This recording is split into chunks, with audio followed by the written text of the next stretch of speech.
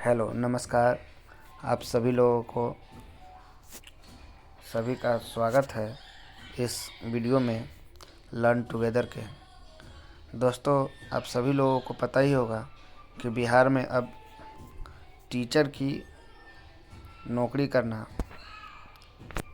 BDO CO बनने जितना hard हो गया है। दोस्तों, अभी हाल ही में आए हुए नियमावली के अनुसार अभी जितने भी लोग जो बीएड कर चुके हैं या डीएलएड कर चुके हैं उन लोगों को सीटेट तथा सीटेट के अलावा बीपीएससी के थ्रू एक और एग्ज़ाम क्वालिफाई करना होगा। दोस्तों, अभी तक बीपीएससी का सिलेबस डिसाइड नहीं हुआ है।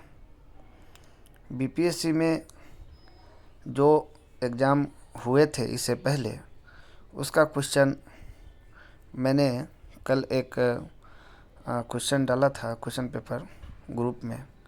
उसमें आपको देखने को मिलेगा कि इनका क्या लेवल होता है, कितना हार्ड होता है ये और कितना नहीं। दोस्तों, सबसे बड़ी बात है कि बेसिक कंसेप्ट अगर आपका सही है तो फिर आप किसी भी एग्ज़ाम को क्वालिफाई कर सकते हैं। यहाँ पे हमें यह ध्यान देना होगा कि जितने भी एग्ज़ाम हुए हैं, जैसे डीएसएसबी हो या केवीएस हो या यूपी टेट हो, इन सब के एग्ज़ाम जितने भी हुए हैं उन सब के क्वेश्चन कंसेप्चुअल होते हैं। एक और चीज़ इसमें देखने को मिलेगा कि जैसे हम लोगों ने सीटेट का एग्ज़ाम दिया था तो सीटेट के एग्ज़ाम में जो सीडीपी पूछा जाता था वह बेहद ही आसान और इस कंसेप्ट पर होता था कि बच्चों को किस प्रकार पढ़ाया जाता है, बच्चों को अगर कोई चीज़ सिखाना है तो हम किसके माध्यम से सिखाएंगे, उनके साथ किस तरीके का व्यवहार रहेगा, उनको उनकी जो अवस्थाएं होती हैं उन अवस्थाओं के अनुसार उनको किस विधि द्वारा पढ़ाया जाता है।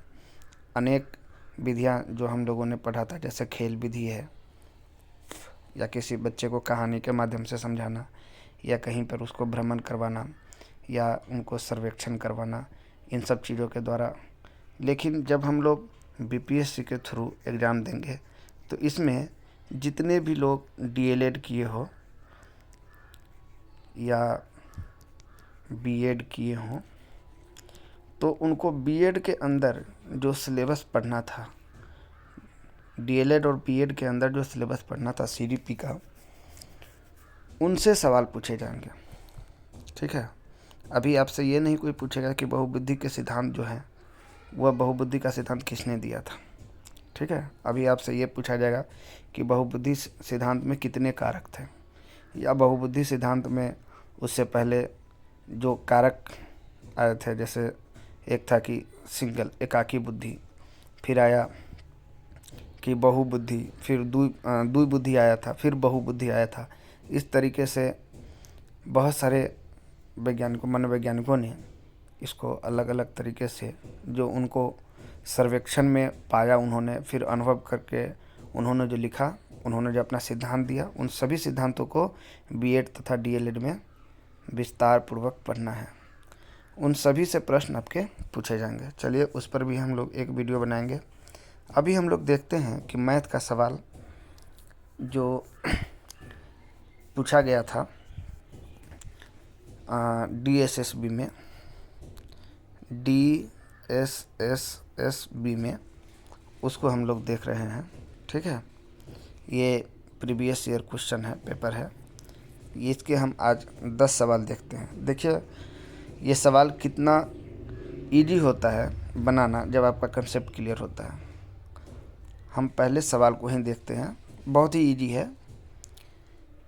इसमें बेसिक आपके जो मैथमेटिकल कंसेप्ट है, जैसे जोड़ घटाओ गुना भाग एलसीएम एचसीएफ और बट्टा पर का जोड़, भिन्न का जोड़ जिसे हम बोलते हैं, ये सब चीज़, और कुछ फार्मूले होते हैं। a + b का होल स्क्वायर हो गया या a - b का होल स्क्वायर हो गया, ए स्क्वायर माइनस बी स्क्वायर का हो गया, ये सब फार्मूले लगते हैं। और ज़्यादातर तो इसमें अपना माइंड का ये है कि आप अपना दिमाग किस तरीके से क्वेश्चन पर लगाते हैं। तो चलिए हम लोग शुरू करते हैं, स्टार्ट करते हैं दोस्तों फर्स्ट क्वेश्चन से। देखिए ये फर्स्ट क्वेश्चन क्या कहता है। फर्स्ट क्वेश्चन देखिए दोस्तों, कह रहा है कि n 2 अंकों की एक ऐसी संख्या है जिसके अंकों का गुणनफल जब उनके योग में जोड़ा जाता है तो वह n के बराबर हो जाता है। अब देखिए 2 अंकों की संख्या तो कोई भी हो सकता है, वह संख्या 26 भी हो सकता है, 36 भी हो सकता है। तो हम इतने सारे 2 अंकों की संख्या को, इतने सारे 2 अंकों की संख्या को कैसे लेंगे और किस तरीके से हम इसको बनाएंगे। अगर हम इसको बनाएंगे बेसिक तरीके से तो पता चलेगा कि हमारा एग्ज़ाम जो है वो क्वालिफाई नहीं कर पाएंगे, मतलब समय ही नहीं बचेगा। अब देखिए दोस्तों इसको हम कैसे करते हैं।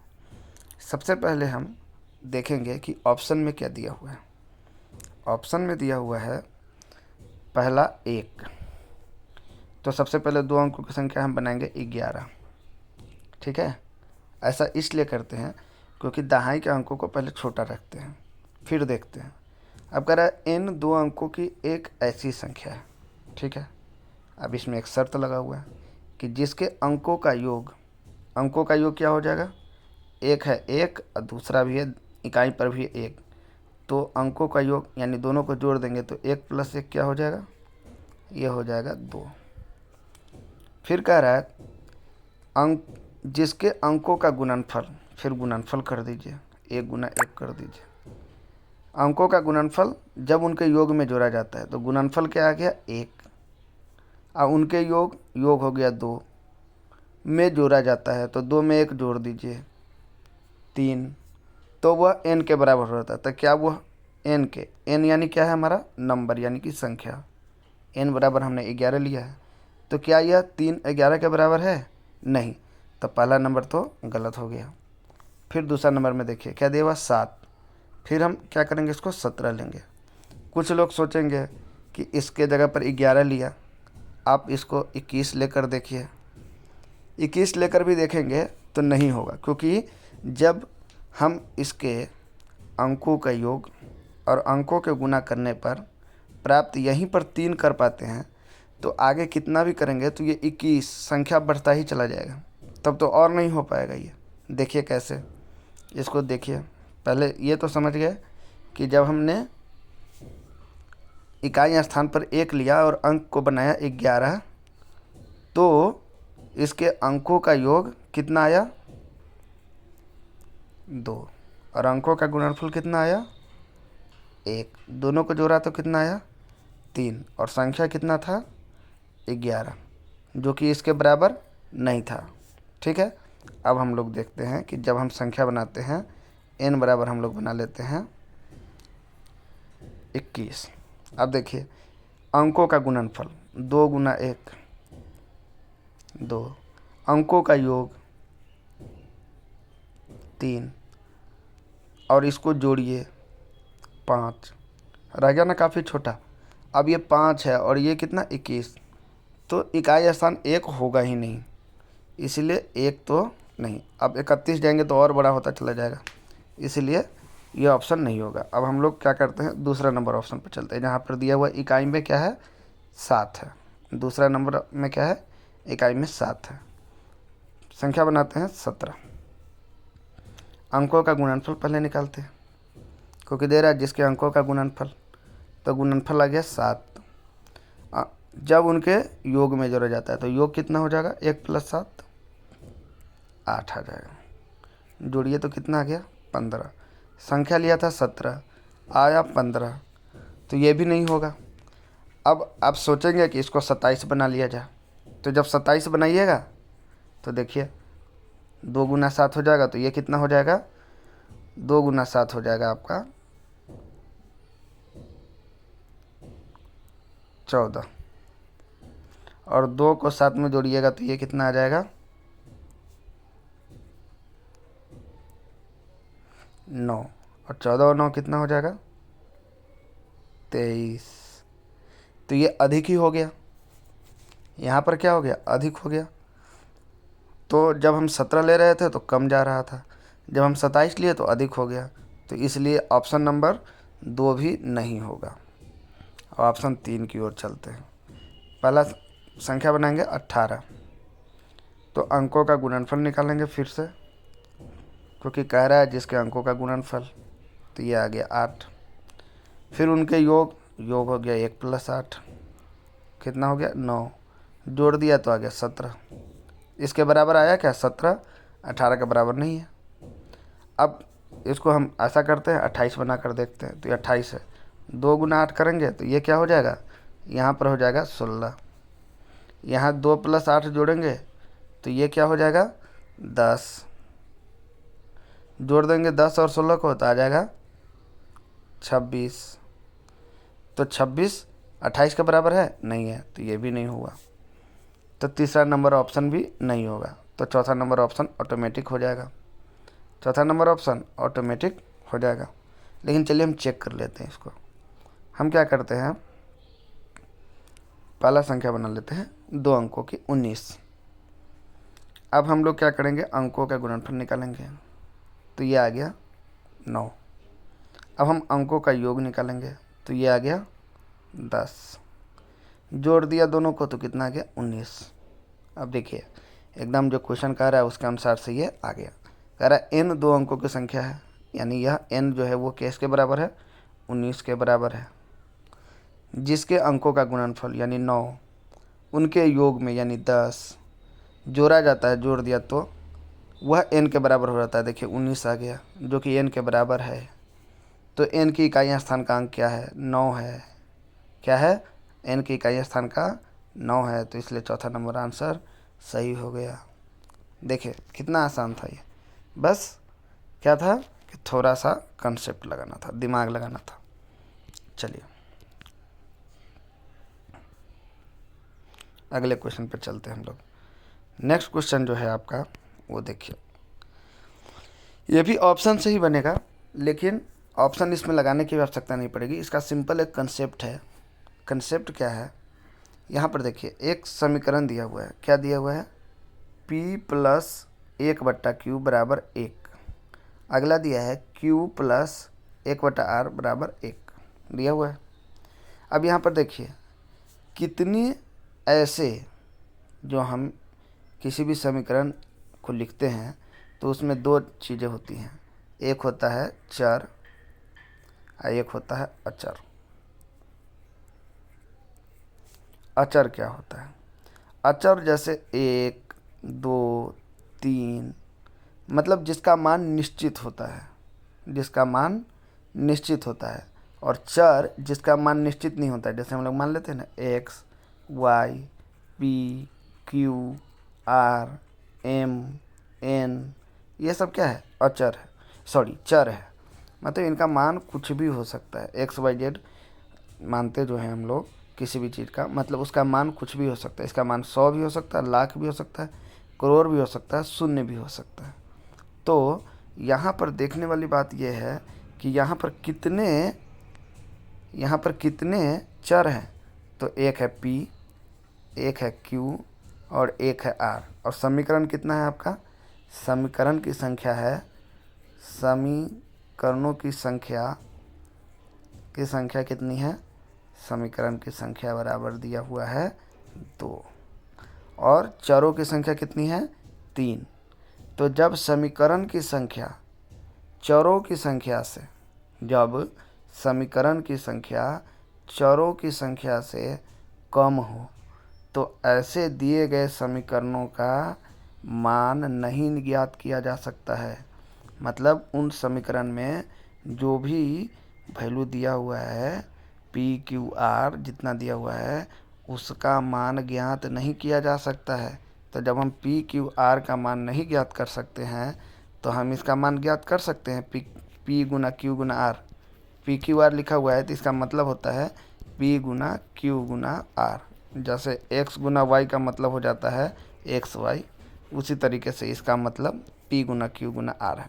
तो जब हम p का मान, q का मान, r का मान ज्ञात ही नहीं कर सकते हैं तो p, q, r का मान तो इनका अलग अलग मान जब नहीं ज्ञात कर सकते तो इनका गुना का भी मान ज्ञात नहीं किया जा सकता, इसलिए ऑप्शन नंबर 4 हो गया।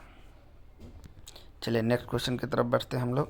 नेक्स्ट क्वेश्चन दिया हुआ है, देखिए नेक्स्ट क्वेश्चन कितना कंसेप्चुअल क्वेश्चन है। देखिए क्वेश्चन में कह रहा है कि 3 के पावर 256 को अगर विभाजित किया जाता है 5 से तो शेष क्या आएगा, शेषफल जिसको कहते हैं हम लोग, शेष क्या आएगा, शेष का मान क्या होगा।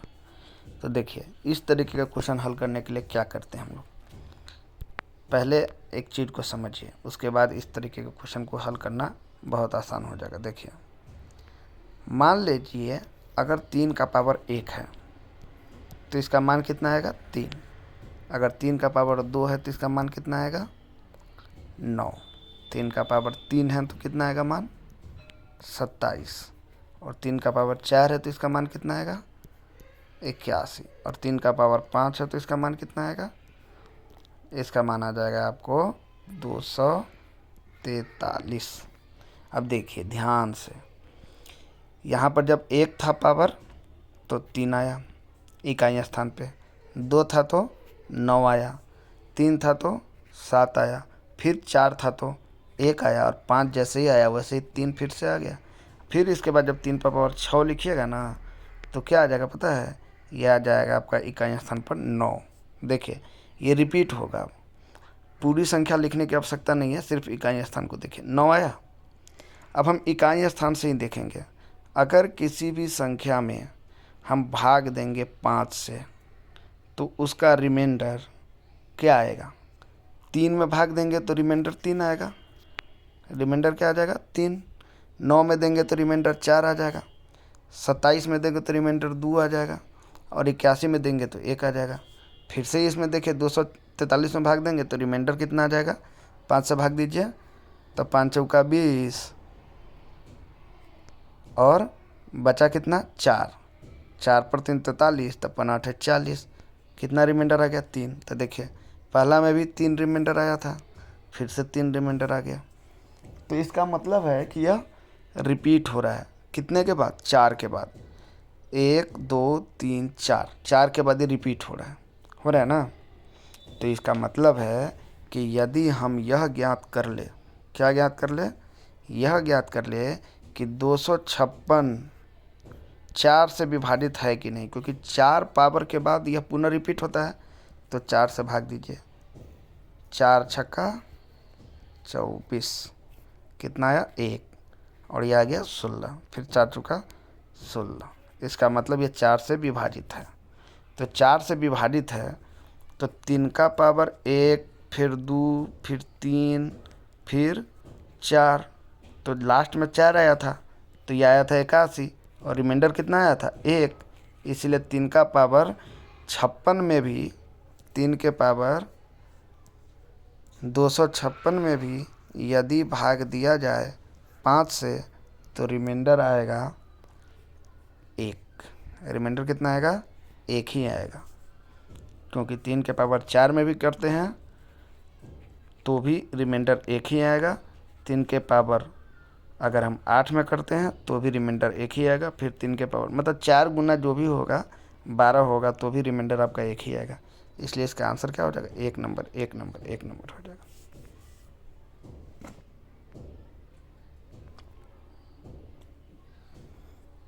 ठीक है दोस्तों, समझ में आ गया। चलिए अब नेक्स्ट क्वेश्चन की ओर बढ़ते हैं हम लोग। नेक्स्ट क्वेश्चन देखिए, नेक्स्ट क्वेश्चन क्या है, इसको ध्यान से समझने वाली चीज़ है।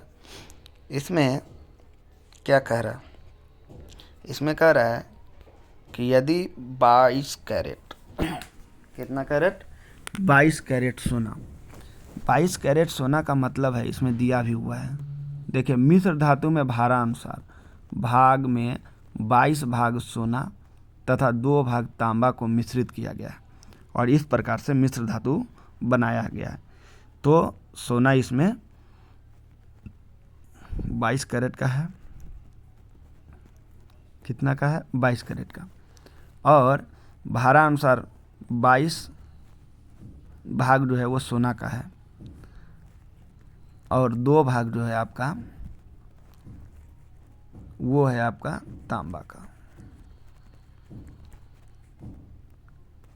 अब देखिए दोस्तों, यहाँ पर अगर हम मान लेते हैं कि टोटल भार अगर 24 ग्राम है तो हम इजली कह सकते हैं कि 22 ग्राम सोना और 2 ग्राम तांबा हो जाएगा।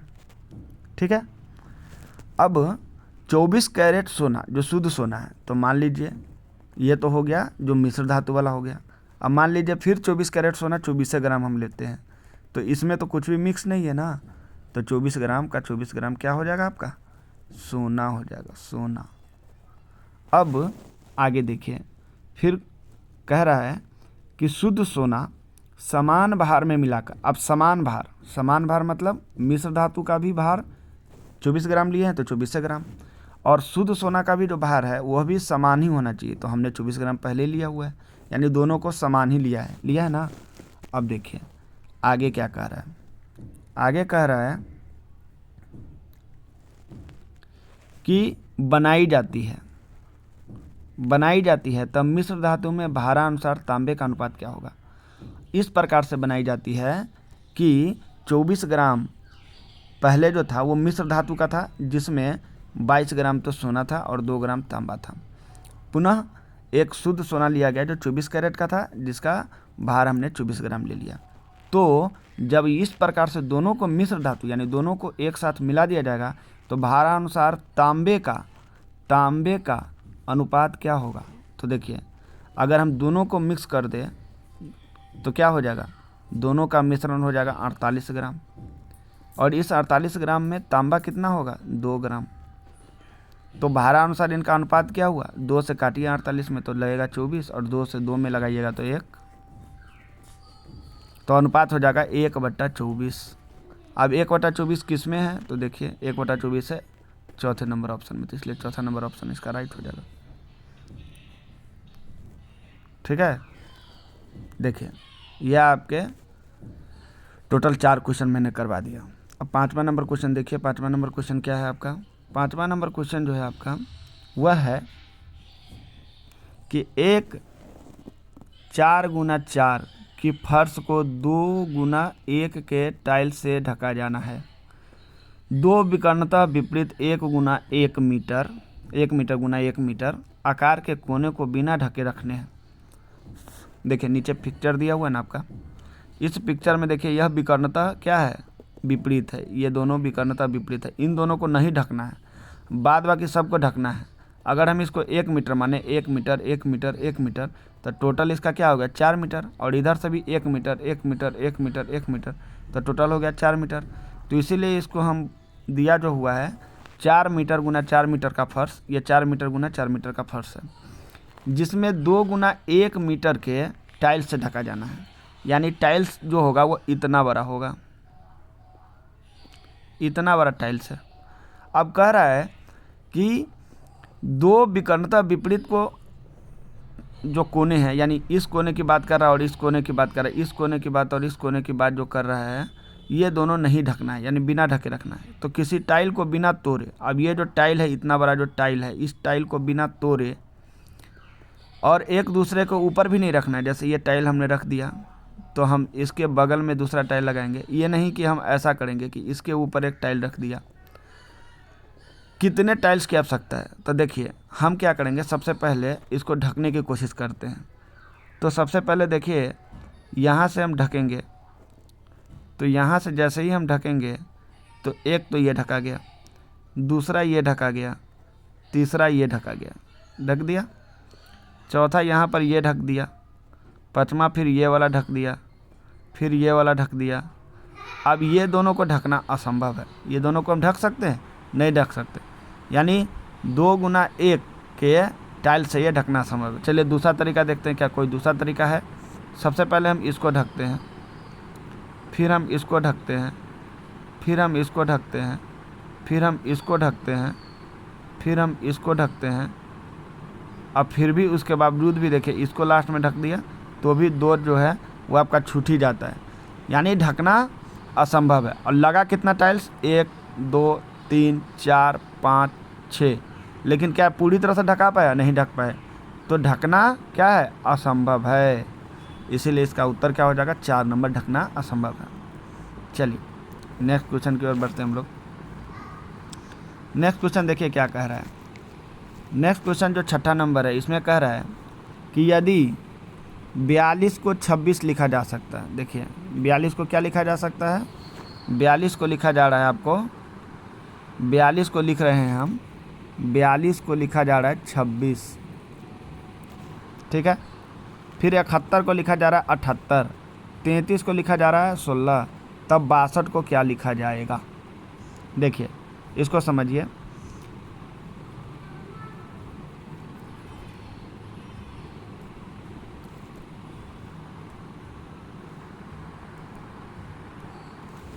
जब हम 42 को 26 लिख रहे हैं तो कैसे लिख रहे हैं, अगर हम 4 और 2 को जोड़ देते हैं तो जोड़ने पर क्या प्राप्त हो जाता है, 6। अगर हम 4 में से 2 घटा देते हैं तो 2 प्राप्त होता है। अगला देखिए 71 है, 71 को हमने लिखा 78, 7 में 1 जोड़ देते हैं तो क्या प्राप्त हो जाता है, 8। लेकिन जब हम 7 में से 1 घटाते हैं तो 6 प्राप्त होगा। ये कंसेप्ट काम नहीं करेगा। तो फिर से पुनः चलते हैं। 4 और 2 को जब हम जोड़ देते हैं तो प्राप्त होता है 6, ये तो ठीक है। लेकिन 4 में जब हम 2 से भाग दे देते हैं तो क्या प्राप्त होता है, 2।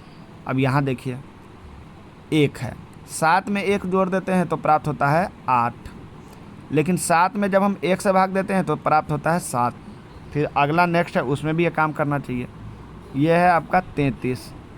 देखिए इसको लिखा है 16। अगर हम 3 को 3 में जोड़ देते हैं तो प्राप्त होता है 6, और 3 में 3 से भाग देते हैं तो प्राप्त होता है 1। यानी यही कंसेप्ट से ये चल रहा है। तो अगला क्या है, 62। 62 को कैसे लिखेंगे, देखिए 62 को लिखने के लिए यदि हम 6 और 2 को जोड़ दे तो आ जाता है 8, और 6 में 2 से भाग देते तो आ जाता है 3। तो 38 किस में है, तीसरे नंबर ऑप्शन में। तो तीसरा नंबर आंसर आपका हो जाएगा, तीसरा नंबर आंसर आपका हो जाएगा। समझ में आ गया बात कैसे है। यह इस तरीके से है कि जो आपका 42 है उसके लिए आपने 4 में 2 जोड़ा तो आपको प्राप्त हो गया 6, और 4 में 2 से भाग दिया तो प्राप्त हुआ 2। इसी तरीके से 71 में 7 में 1 जोड़ा तो 8, और 7 में 1 से भाग दिया तो 7, 78 हो गया। फिर 33 में 3 और 3 को जोड़ा तो 6, और 3 में 3 से भाग दिया तो 1, तो प्राप्त हो गया आपको 16। तो 62 के लिए क्या किया हमने, 6 और 2 को जोड़ दिया तो 8, और 6 में 2 से भाग दे दिया तो 3, 38। आ गया समझ में। चलिए अब नेक्स्ट क्वेश्चन की ओर बढ़ते हैं। 7वां नंबर देखिए, 7वां नंबर जो प्रश्न है, इस प्रश्न को देखिए ध्यानपूर्वक।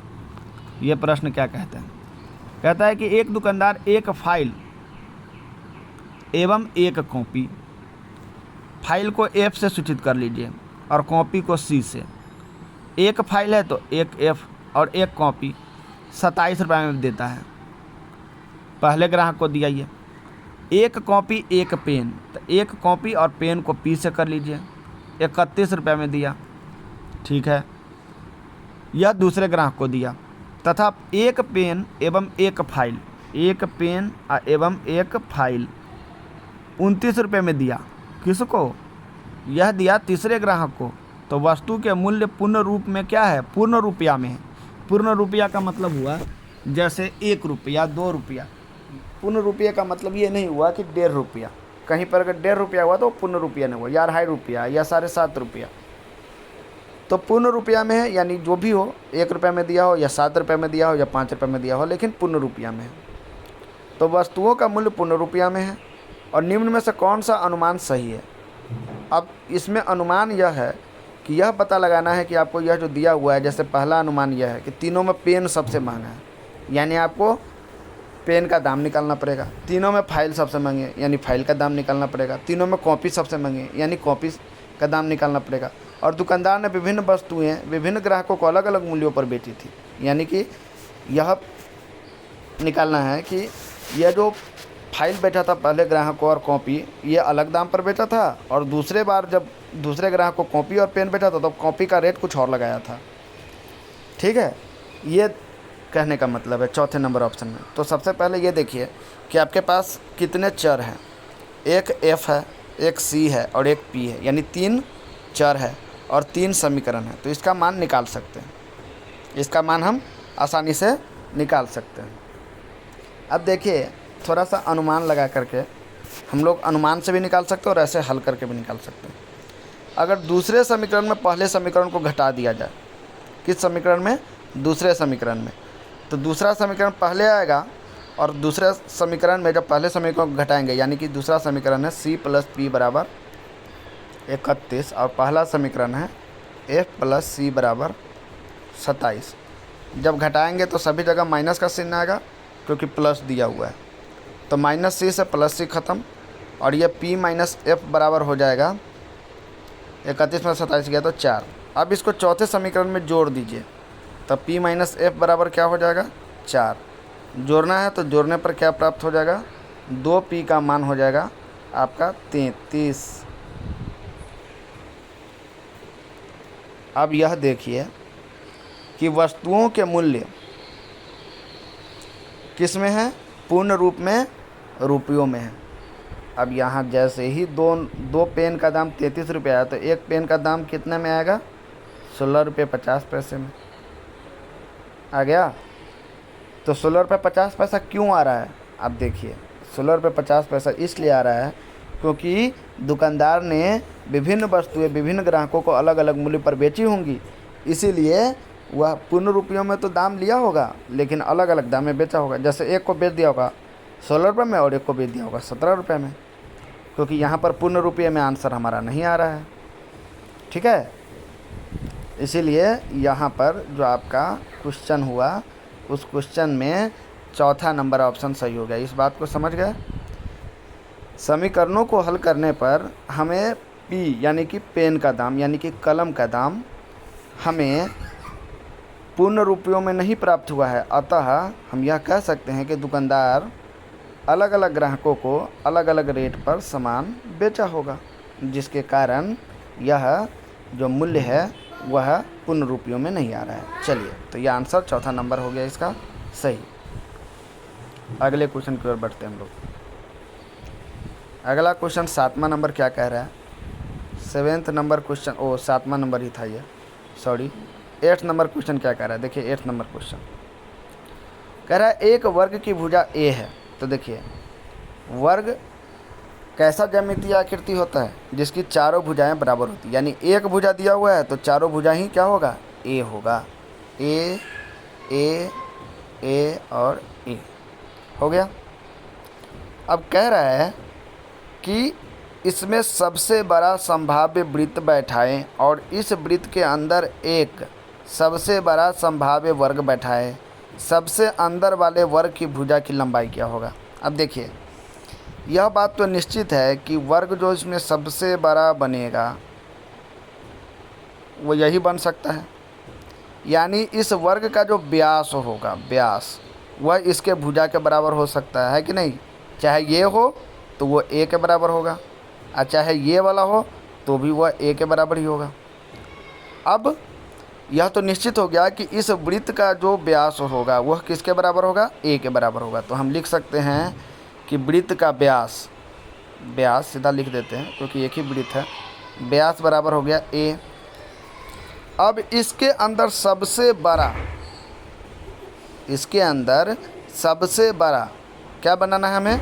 वर्ग। तो सबसे बड़ा वर्ग तो यही होगा, क्योंकि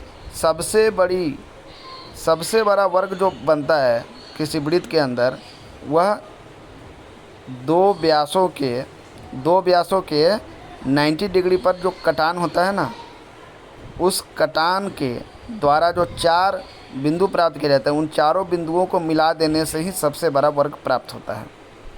ठीक है, किसी भी वृत्त के अंदर आपको सबसे बड़ा वर्ग खींचना है तो कैसे खींचेंगे? एक व्यास खींचिए और इसी व्यास पर एक लंबवत दूसरा व्यास खींचिए और इसके बाद जो प्राप्त ये 4 बिंदु है A, B, C और D, इसको मिला दीजिए। मिलाने से आपको जो प्राप्त वर्ग होगा वो सबसे बड़ा वर्ग होगा। हो गया। तो कह रहा है इस वर्ग की भुजा ज्ञात कीजिए। तो इस वर्ग की भुजा कैसे ज्ञात करेंगे? तो देखिए व्यास दिया है A, व्यास दिया हुआ है A, तो इसकी जो त्रिज्या होगी यानी R हो जाएगा वो क्या हो जाएगा? A/2। क्यों? क्योंकि त्रिज्या बराबर होता है व्यास बट्टा 2। व्यास का आधा होता है आपका त्रिज्या, यानी ये जो है ना इसका आधा भाग, यहाँ से लेकर यहाँ तक भाग आधा हुआ, यही हुआ त्रिज्या r। तो यह भी हो जाएगा r। तो जब यह r हो जाएगा और यह दोनों के बीच का कोण 90 डिग्री का है, तो आप इसको देखिए ध्यान से, तो ये 90 डिग्री का कोण और यह जो बना हुआ है तो एक समकोण त्रिभुज हो गया, और यह भुजा भी r है और यह भुजा भी r है। तो इसका जो इस त्रिभुज का जो यह है, यह क्या है, यही तो इसका क्या है बताइए, हाइपोटेनस। यही इसका सबसे बड़ा क्या है, यह जो है यही इसी को ना बोलते कर्ण, हाइपोटेनस। तो इसी का तो मान निकालना है, यही तो इस वर्ग की भुजा है। तो वर्ग की भुजा बराबर क्या हो जाएगा, इस त्रिभुज का, मान लीजिए इस बिंदु O है, तो इस त्रिभुज BOC त्रिभुज का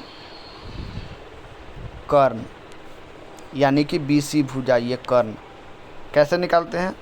तो त्रिभुज है जिसका एक भुजा R, दूसरी भुजा भी R, तो इसका कर्ण बराबर क्या होता है, रूट अंडर पहली भुजा का स्क्वायर प्लस दूसरी भुजा का स्क्वायर। तो ये हो जाएगा R square plus R square बराबर क्या हो जाएगा, रूट अंडर 2R स्क्वायर। तो R स्क्वायर बाहर आ जाएगा तो R हो जाएगा, और रूट अंडर 2 रहेगा ही रहेगा। ठीक है, अब इसको हम यहाँ लिखते हैं, R का मान डाल देते हैं। R का मान क्या है, a/2। तो ये हो जाएगा a/2 और गुना ऊपर में है √2। तो जब हम इस √2 से 2 में भाग देंगे तो ये क्या हो जाएगा, √2। देखिए कैसे, यहाँ तक समझ गए। ये कितना आया भुजा का मान, यानी BC का मान कितना आया, BC का मान आ गया आपका a गुना √2/2। यहाँ तक ध्यान है आप लोगों का, ठीक है, इसको ध्यान करके रखिएगा।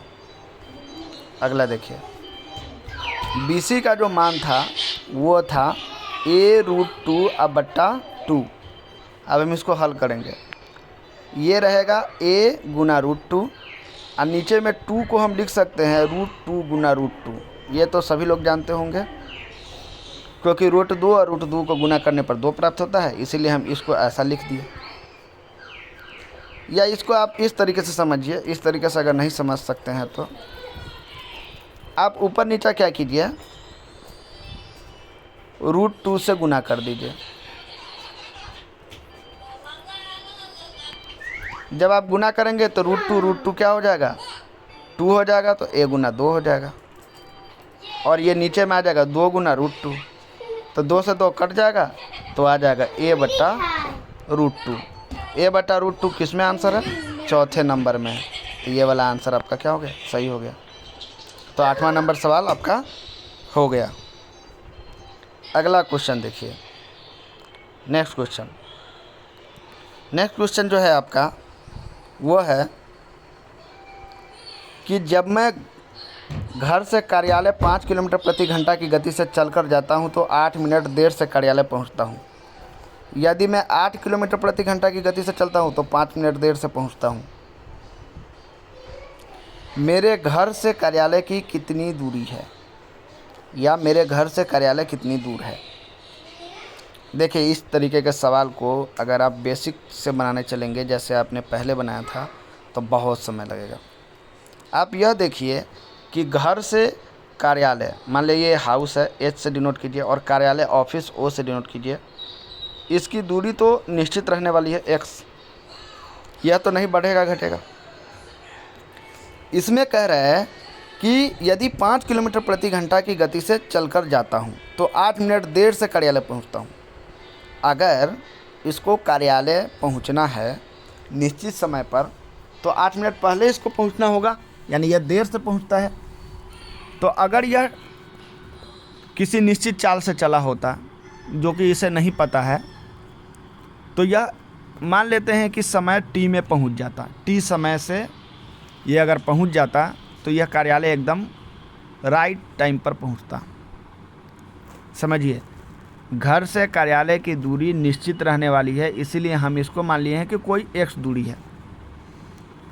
अगर वो निश्चित समय पर पहुंचता तो t समय पर पहुंचता, लेकिन वो 8 मिनट देरी से पहुंचता है, तो t मिनट मान लेते हैं कि t मिनट में पहुंच जाता तो वो निश्चित समय पर पहुंच जाता। लेकिन वो टी मिनट में ना पहुँच कर टी प्लस 8 मिनट पर पहुँचता है, तभी तो 8 मिनट लेट हो गया ना, 8 मिनट और लगाता है जब वह 5 किलोमीटर प्रति घंटा की चाल से चलता है। यह आपका चाल है, आप इसको समझ लीजिए कि 1 किलोमीटर प्रति घंटा में है। दूसरा दिया हुआ है कि यदि 8 किलोमीटर प्रति घंटा की गति से चलेगा, 8 किलोमीटर, तो इसका जो टाइम लगने वाला है वह 5 मिनट देर से, यानी कि 3 मिनट पहले पहुंच गया, लेकिन फिर भी पहले वाले समय से 3 मिनट पहले पहुंचा, लेकिन फिर भी 5 मिनट लेट है। तो अब दूरी ज्ञात करना। अब देखिए, यह रहा आपका चाल और यह रहा आपका समय, इन दोनों को गुना कर दीजिएगा तो ये भी x के बराबर आएगा कि नहीं आएगा। यह रहा चाल और यह रहा समय, इन दोनों को गुना कर दीजिएगा तो भी वह x दूरी के बराबर आएगा। लेकिन यहाँ पर ध्यान देने वाली बात है कि यह जो है वो मिनट में दिया हुआ है और यह भी मिनट में दिया हुआ है, तो दोनों को घंटा में बदलने के लिए बट्टा 100 करना पड़ेगा। लेकिन यदि ये दोनों बराबर है तो हम दोनों को बराबर करके लिख देंगे। तो देखिए इसको हम कैसे लिखेंगे, इसको हम ऐसे लिखेंगे कि 5 गुना टी प्लस 8 यह समय हो गया, और इसको घंटा में बदलने के लिए 60 से भाग देंगे। यह किसके बराबर हो जाएगा, 8 गुना टी प्लस 5 अब बट्टा में 100, ये 60। तो ये नीचे वाला 60 नीचे वाला 60 से कट गया। अब यहाँ पर लिखेंगे तो हो जाएगा 5t अब प्लस 5 है 40, और इधर लिखेंगे तो हो जाएगा ये 8t और इधर हो जाएगा 8 पंचे 40। हो जाएगा कि नहीं हो जाएगा, बात आ रही समझ में। तो ये 40 से 40 कट गया, तो ये आ गया 5t बराबर 8t। इसका मतलब है कि 5t और 8t कब बराबर हो सकता है, जब t का मान 0 हो। t का मान क्या हो, 0 हो। अब देखिए ये सवाल कितना मतलब पेचीदा हो गया कि t का मान 0 है, इसका मतलब क्या हुआ, वह घर से तब चलता है जब कार्यालय का समय शुरू होता है। जब कार्यालय का समय शुरू होता है ना, तभी वो चलबे करता है। बात आ रही समझ में। इसीलिए वह 5 किलोमीटर प्रति घंटा की दर से जब चलता है तो 8 मिनट में देर से पहुंचता है। मतलब जब कार्यालय का समय अगर 10 बजे है ना, तो 10 बजे चलबे करता है, तभी तो टी का मान 0 आया है। टी का मान 0 आने का मतलब है कि कार्यालय तब चला है जब वह कार्यालय का समय शुरू हुआ है। अतः हम यह कह सकते हैं कि 5 किलोमीटर प्रति घंटा की दर से वह चला और 8 मिनट देर से जो पहुंचा है, यानी 8 मिनट में वो कार्यालय पहुंच गया है, या 8 किलोमीटर प्रति घंटा की दर से चलेगा तो 5 मिनट में वो कार्यालय पहुंचेगा। तो आपको चाल दिया हुआ है, समय दिया हुआ है, तो आप उसका दूरी निकाल सकते हैं। देखिए कैसे, दोनों से निकाल सकते हैं। आप 5 किलोमीटर प्रति घंटा और 8 मिनट में पहुँचता है तो बट्टा 60, इसका भी मान वही आएगा जो अगर आप 8 किलोमीटर प्रति घंटा और 5 मिनट पहुँचता है तो 5/60 घंटा बदलने के लिए। अब आप इसको भाग दीजिए तो हो जाएगा 12 पंचे 60, 4 से भाग दीजिए तो 2 और नीचे में आ जाएगा 3। इससे भी आंसर आया आपका 2/3 किलोमीटर, और इससे भी वही आएगा। देखिए 5 से भाग दिए तो कितना आया 12, और 4 दूनी और 4 तिहाई, इससे भी आया आपका 2/3 किलोमीटर। यानी उसके घर से कार्यालय की दूरी 2/3 किलोमीटर है। किस ऑप्शन में है आंसर, यह ऑप्शन नंबर 3 में है, 2/3 किलोमीटर। तो 9वां नंबर क्वेश्चन हो गया। समझ में आया। चलिए इसको हम पुनः देखेंगे, जब हम इस चैप्टर को पढ़ाएंगे तो आपको बहुत ही आसानी से ये समझ में आएगा। अगला क्वेश्चन हम देखते हैं, नेक्स्ट क्वेश्चन की ओर बढ़ते हैं। 10वां नंबर क्वेश्चन देखिए। 10वां नंबर क्वेश्चन क्या है, कह रहा है कि A, B, C 3 विभिन्न अंक हैं, यदि इन्हें नीचे दिखाए अनुसार जोड़ा गया। अब नीचे देखिए कैसे जोड़ा गया भाई, इस तरीके से जोड़ा गया। A, B, C 3 अंक, फिर A, B, C 3 अंक, फिर A, B, C 3 अंक। इसको जोड़ दिया। अब इनको जोड़ा तो यहाँ भी C प्राप्त हुआ, यहाँ भी C प्राप्त हुआ, यहाँ भी C प्राप्त हुआ। अब ये 3 गो अंक कौन कौन है, तो भाई देखिए ध्यान से। या पहला ऑप्शन, इस तरीके से वाले सवाल में ऑप्शन से ज्ञात करेंगे।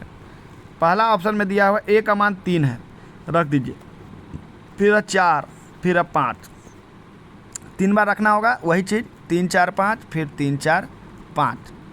तो देखिए यहाँ पर जोड़िएगा तो 15 आएगा, तो नीचे 5 ही आ जाएगा। 4 3 12 और 12 1 13। अब देखिए ध्यान से, 5 3 15 के 5 हाथ में 1 तो आया, लेकिन 4 3 12 1 13 आ गया। तो यहाँ पर जो मान आया 3 आ गया, जबकि ये कह रहा है कि यहाँ भी सी, हमने सी का मान क्या लिया हुआ है 5 लिया हुआ है ना, बी का मान 4 लिया है, ए का मान ना 3 लिया है। तो यहाँ तो आ गया सी पहला में, दूसरा में आ गया ए, तो ये पहला ऑप्शन तो गलत हो गया। अब दूसरे नंबर ऑप्शन में देखिए क्या दिया हुआ है 2 3 1, तो 3 बार लिखना पड़ेगा 2 3 1 2 3 1। अब देखिए ये है ए, ये है बी, ये है सी, तीनों का जोड़े तो 3 प्राप्त हो गया। अब 3 किसका मान है, बी का, यहाँ दिया हुआ है सी आना चाहिए यानी एक आना चाहिए, तो ये तो आएगा नहीं, तो ये भी ऑप्शन, दूसरा नंबर भी ऑप्शन गलत हो गया। फिर अगला देखिए तीसरा नंबर में कह रहा 5 1 3, फिर 3 बार लिखिए 5 1 3 5 1 3। यहाँ ए का मान 5 है, बी का मान 1 है और सी का मान 3 है, जोड़िए तो 3 3 9, ये 9 किसी में है ही नहीं, तो तीसरा नंबर तो होगा ही नहीं, तो इसलिए चौथा नंबर हो जाएगा। चेक करने के लिए चेक कर लेते हैं, चलिए 1 8 5, 3 बार लिखना पड़ेगा, तो 1 8 5 1 8 5, जोड़िए 5 3 15 के 5 हाथ में 1, ए का मान यहाँ 1 है, बी का मान 8 है और सी का मान 5 है। 5 3 15 के 5 हाथ में 1, 8 8 16 और 8 24, और 24 और 1 25 के 5 हाथ में 2, फिर 1 2 3 3 आ 2 5। यहाँ पे देखिए तीनों जगह पर 5 आया, सी का मान 5 है, तो ये भी सी हो गया, ये भी सी हो गया, ये भी सी, चौथा नंबर ऑप्शन सही हो गया ना। तो चलिए दोस्तों आज हम 10 क्वेश्चन ही करेंगे, 10 क्वेश्चन, क्योंकि क्लास बहुत लंबा हो चुका है, 46 मिनट का हो चुका है, तो 10 ही क्वेश्चन करेंगे। और 10 क्वेश्चन आप लोगों को कैसा लगा इस बात को आप लोग बताएंगे कमेंट में, और आप लोग ज़्यादा से ज़्यादा लोगों से सब्सक्राइब कराएंगे, खुद ही करेंगे और लाइक भी करेंगे। Thank you.